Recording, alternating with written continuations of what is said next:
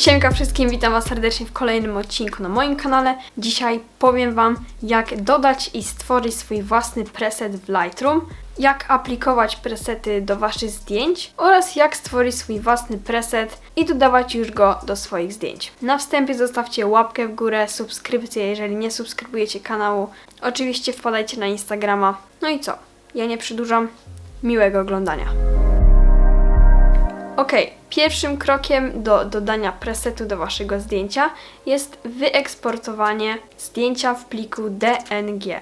Jeżeli pobieracie presety z różnych stronek, musicie pobrać obraz z presetem w pliku DNG, następnie wyeksportować go do Lightrooma. A więc jak to zrobić? Jeżeli korzystacie z darmowych presetów w Google, pierwsze lepsze stronki i po prostu chcecie dany preset mieć na swoim zdjęciu, pobieramy go właśnie, zapisujemy to zdjęcie w galerii w najlepszej jakości jaka jest możliwa, pamiętając o tym, by był to format DNG. Następnie wchodzimy do Lightrooma, otwieramy to zdjęcie i w tym momencie klikamy 3 kropki, które są w prawym górnym rogu. Tam znajdziemy funkcję Stwórz preset, którą oczywiście klikamy. Nazywamy preset jak tylko chcemy, zapisujemy i następnie idziemy do naszego zdjęcia. Jeżeli jesteśmy już przy naszym zdjęciu, tam na dolnym pasku funkcji wchodzimy w presety, klikamy w presety indywidualne i tam powinien się wyświetlać nasz preset, który pobraliśmy wcześniej w Google. Dodajemy go do naszego zdjęcia, no i w sumie to jest tyle. Myślę, że sprawa jest prosta. Lecz co teraz, jeżeli chcecie stworzyć swój własny preset? Teoretycznie roboty jest trochę więcej, bo musicie sami zedytować swoje zdjęcie, lecz na starcie edytujecie swoją fotografię według Waszego uznania i tak jakbyście chcieli, by ten preset wyglądał.